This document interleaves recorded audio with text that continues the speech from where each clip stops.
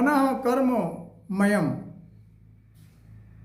मनुष्य का मन वो कर्म संस्कारों का पुंज है। कर्म संस्कार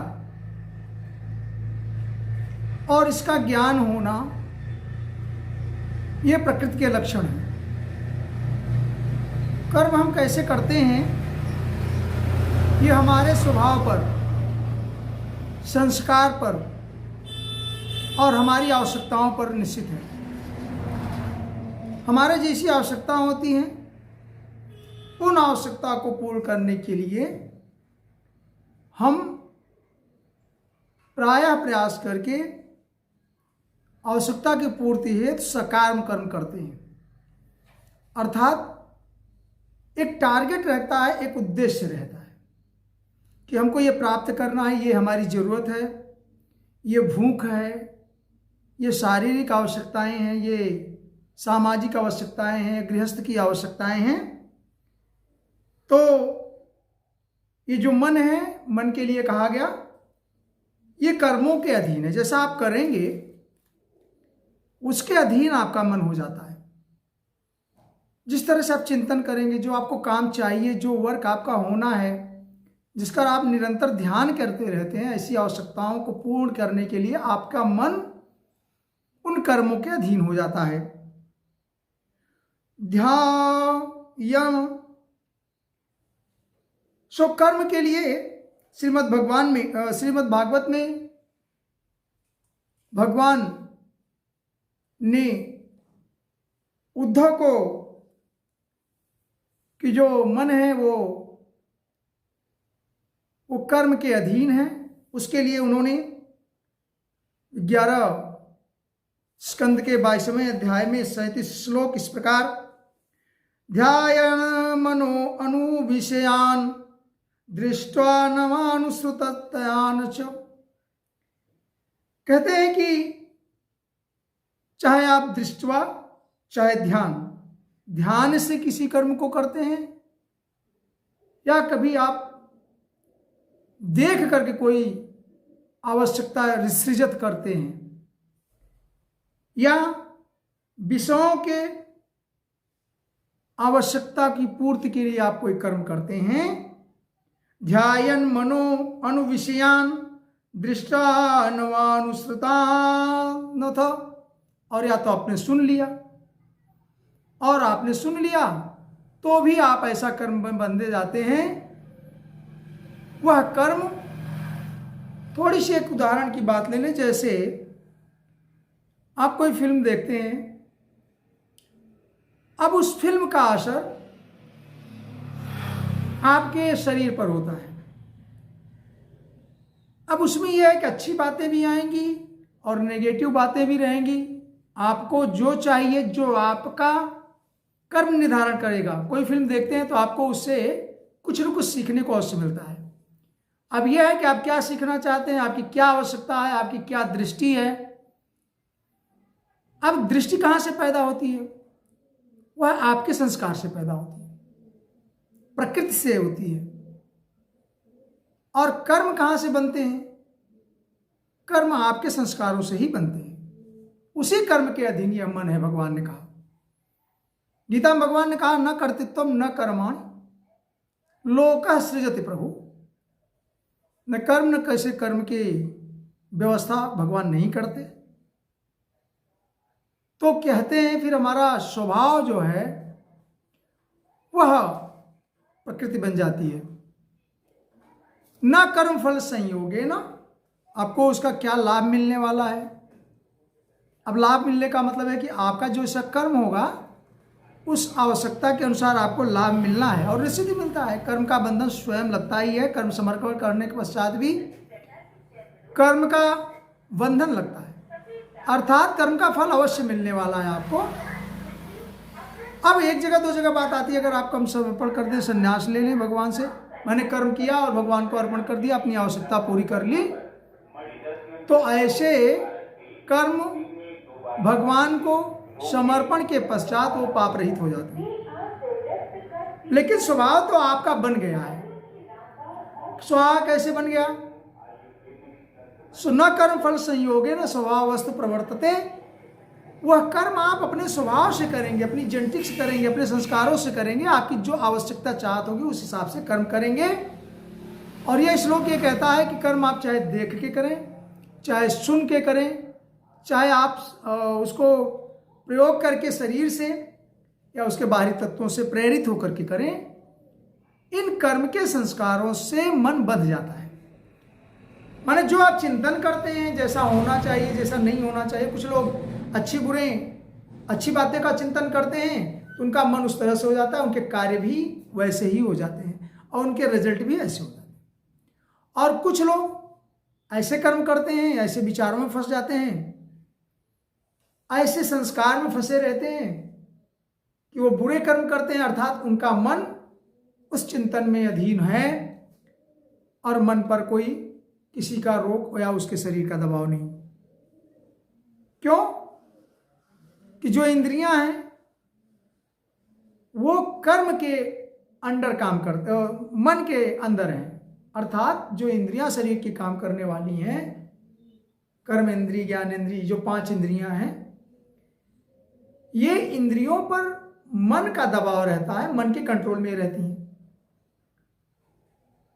भगवान ने कहा है कि गीता में कि इंद्रियाणाम मनश्चास्मि, इंद्रियों में मैं मन हूं। वह मन जो भगवान स्वयं है आपके शरीर में, वो न कर्तृत्व न कर्माणि को अगर यहां जोड़ें कि वो आपको कुछ करने की हिदायत नहीं दे रहे हैं, वो प्रेजेंस है उनकी, वो मन है आपकी इंद्रियों के अंदर, जो आपकी इंद्रियां जो कार्य करती हैं उसके चीफ कंट्रोलर मन है और वह परब्रह्म है, आपके हृदय में उपस्थित है। हृदय देशो तिष्ठत अर्जुन। लेकिन प्रश्न यह होता है कि इस मन पर किसका अधिकार है? तो श्लोक ये कहते हैं कि ये जो कर्म है, हमारे जो स्वभाव से जनित कर्म होते हैं, देख करके, सुन करके या चल करके, समझ करके, उससे जो प्रेरणा होता है वैसा आपका मन हो जाता है, वैसा आप कर्म करते हैं। अर्थात भगवान वहां उपस्थित है, बट ना काहू से लेना ना काहू को देना, क्योंकि उन्होंने कहा कि न कर्तृत्व न कर्माण, हम कुछ करते धरते हैं नहीं लेकिन उपस्थित रहते हैं। और एक जगह मैं मन हूं इंद्रियों का स्वामी, तो इंद्रियों का स्वामी मन है, लेकिन अब आपको जो कर्म करना है वो आपको अपने चिंतन और ज्ञान से करना है। आप प्रवृत्ति में हैं, आप निवृत्ति में हैं, आप चाहते हैं, नहीं चाहते हैं, अच्छा करना चाहते हैं और बुरा करना चाहते हैं, या आपके मन में कैसा आ रहा है वैसा भाव बनेगा। लेकिन इससे कहते हैं कि जो आप कर्म कर रहे हैं उसका फल आपको उस परिणति में मिलने वाला है। अब यह कर्म हर समय जो आपके चिंतन में चलेगा, विषयों के चिंतन में चलेगा की आवश्यकता में, वो धीरे धीरे उसकी स्मृति बन जाती है। वही स्मृति पूर्व पर अनुसंधान को भी नष्ट कर दे, अर्थात आपके जो पहले के कर्म हैं अच्छे, या आपका जो ज्ञान है, आपके उस ज्ञान को भी ये नष्ट करने का प्रयास करता है। जैसे आपने कोई धारावाहिक देखा, धारावाहिक टेलीविजन वाली धारावाहिक की बात करते हैं, जो ज़्यादातर अभी देखें समाज में तो घर की महिलाओं पर ज़्यादा लागू होता है, क्योंकि उन्हें समय मिलता है तो बड़े आराम से कुछ एक आध दो धारावाहिक जरूर देखते हैं। अच्छा, उस धारावाहिक में हम कभी कभी उसको गौर किए हैं, होता क्या है? महिलाओं का धारावाहिक है, घर परिवार की बात आती है और उस घर परिवार में कई बार ऐसे सीन आते हैं कि कभी कभी लड़ाई झगड़ा, कभी कभी नहीं, 25-30% उसमें केवल लड़ाई झगड़े होते हैं। सास का बहू से, बहू का सास से, दौरानी का जेठानी से, जेठानी से बहू का, या चाची आंटी जितने भी हैं, या कोई फ्रेंड है, फ्रेंड सर्किल है, उसमें कुछ न कुछ लड़ाई झगड़े इनके इन प्रकार लगे रहते हैं। यह तो एक आम बात है। और उसी में अगर आप बहुत ध्यान दें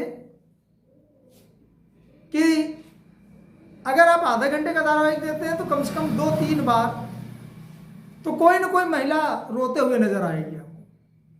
ऐसी कोई धारावाहिक की सीन बनी रहेगी जिसमें वो प्रताड़ित होगी, या उसका घर परिवार टूट गया होगा, या किसी ने झगड़ा लगा दिया होगा, या उसका प्यार जो है टूट गया होगा, या उस पर अत्याचार हुआ होगा। कहने का मतलब अगर आप बहुत गौर करेंगे तो आधे घंटे के धारावाहिक में कम से कम 2-3 बार महिलाएं जरूर रोती रहती हैं उसमें।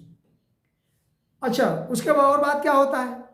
उसके और बाद उस धारावाहिक में हमने कई बार देखा कि कोई किसी के साथ मने चला जाता है, कोई किसी के साथ भाग जाता है, कोई किसी की बातें सुनता है तो कोई क्रोध कर जाता है, तो किसी को स्वाभिमान आ जाता है, तो कोई अपना बैग बांध के परिवार छोड़ करके चला जाता है रोते हुए, किसी के परिवार में दूसरा विघटन हो जाता है। कहने का मतलब यह इसलिए आपको समझाने की जरूरत है कि यह धारावाहिक जो आपके ऊपर छाप छोड़ेगा, आपके बच्चों पर छाप छोड़ेगा, आपके घर में वो जो छाप छोड़ेगा, यह श्लोक क्या कह रहा है कि चाहे आप जो है देखकर और चाहे सुनकर, जब कर्मों को विषयों के साथ अपनी आवश्यकता, विषय का साथ का मतलब अपनी आवश्यकता, अपनी जरूरत, वो चाहे शादी का हो, चाहे विवाह का हो, चाहे ये कह लें कि आपके खाने पीने की व्यवस्था की है, तो अगर आपके पास धन नहीं है तो आपने आवश्यकता समझा तो चोरी डकैती छिनैती करना शुरू कर लिया।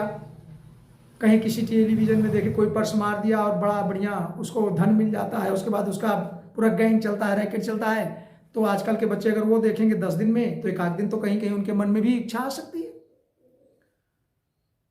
तो मेरे कहने का मतलब ये नहीं है, बुराई है कि नहीं धारावाहिक या फिल्म ना देखें, लेकिन कोई ये कह दे कि कोई चीज कर्म का आपके सृजन हर समय होता रहता है आपके शरीर में, और उस कर्म का सृजन होता कैसे है वह यह श्लोक बता रहा है कि कर्म जो है, जो हमारा मन है, वो कर्म के आश्रित है, कर्म के अधीन है। और कर्म कहां से हो जाता है? देख करके, सुन करके।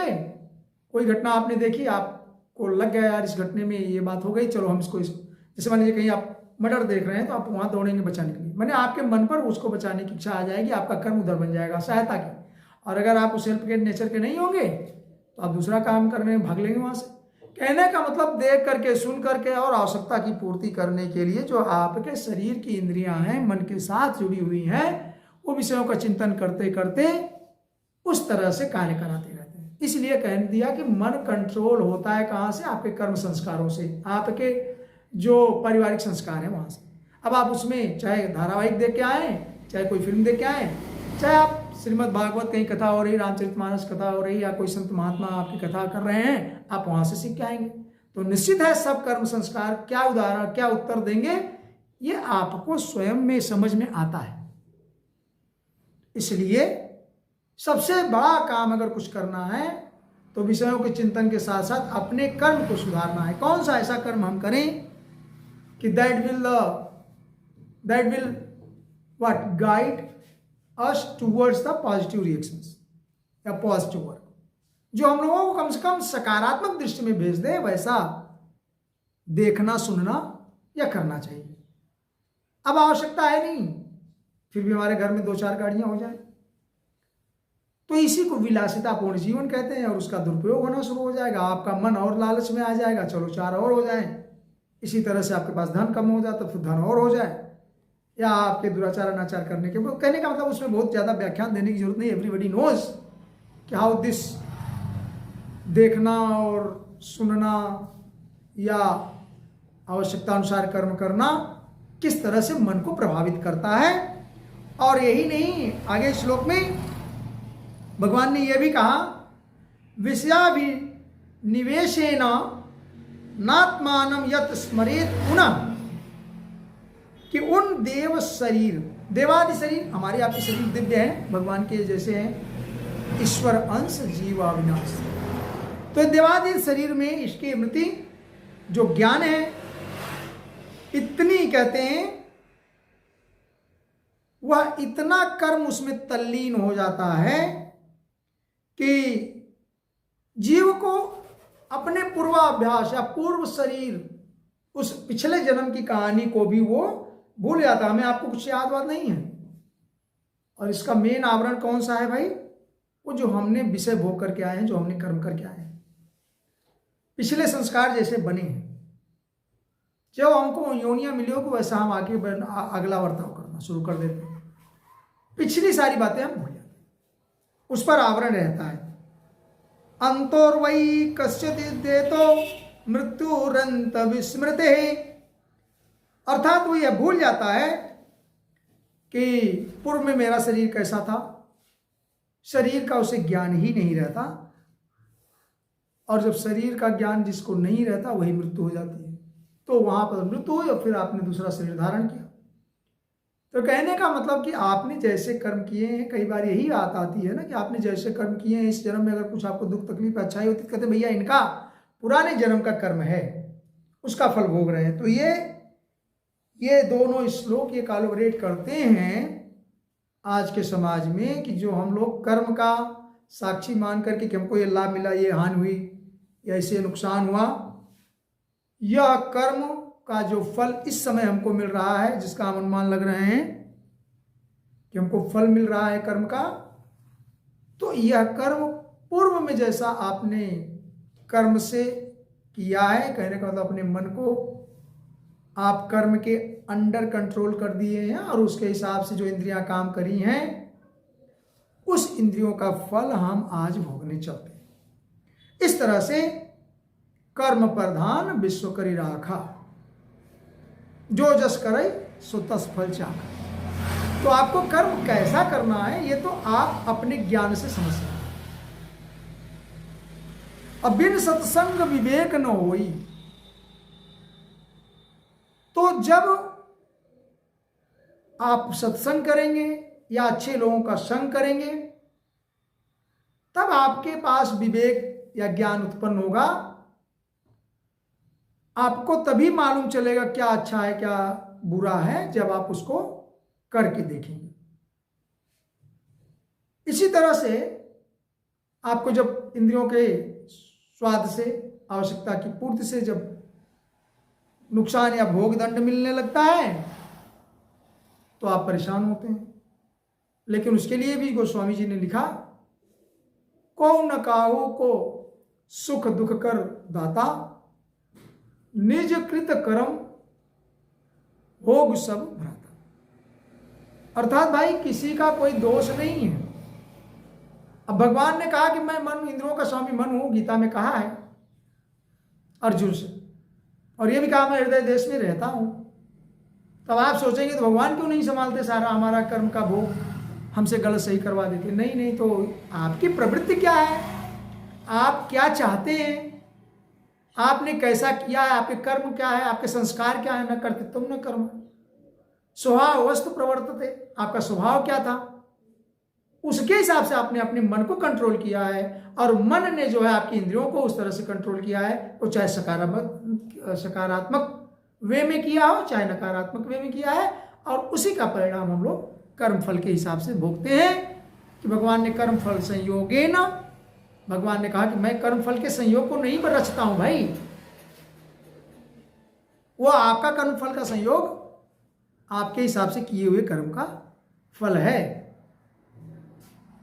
अब कई लोग ये कुतर्क डाल सकते हैं, कर्मण्येवाधिकारस्ते मा फले सुखदाचनम, तो वो इसका आधार नहीं है कि आप कर्म करके फल भगवान के ऊपर छोड़ दें। उसका आधार ये है कि आप कर्म करिए, हमें समर्पण कर दीजिए, पाप से मुक्त होइए, और जब आप समर्पण कर देंगे तो मुझे लगेगा what should be done, what is the right, तब हम आपको उसके हिसाब से फल देंगे। अर्थात आपको कर्म समर्पण करते समय हर समय यह सजगता मिलती है कि अगर आप अच्छे कर्म करते हैं, भगवान को समर्पण करते हैं, तो ज़्यादातर चांस है, 80-90% यह चांस है कि आप कोई गलत कर्म नहीं करेंगे। तो इसीलिए आपका सकारात्मक दृष्टि होगा। अब आपको लाभ कैसे लेना है, केवल आप कर्म करते रहें। सहजम कर्म कौन्तेय, भगवान ने कहा है कि आप तुरंत और सहज कर्म करिए और अपनी वृत्ति के अनुसार कर्म करिए, किसी दूसरे के कर्म का हस्तक्षेप न करिए। अगर ये बात समझ में नहीं आती, जैसे जो चातुर्वर्ण्य सिस्टम है भगवान का, उन्होंने ब्राह्मण क्षत्रिय शूद्र वैश्य सबके लिए अलग अलग जो कर्म निर्धारित किए हैं, उसके लिए भगवान ने कहा है कि जो आपके वृत्ति है, जो आपको हमने टाइटल दी है, जो आपके वर्क होने चाहिए, वैसा कर्म आप करें, शास्त्र विहित कर्म करें, तो आपको कर्म का फल का पाप नहीं लगता। अगर आप दोष भी कर लें, क्योंकि भगवान ने एक जगह और कहा है कि अगर आप आग जलाएंगे धुआं उठेगा ही उठेगा।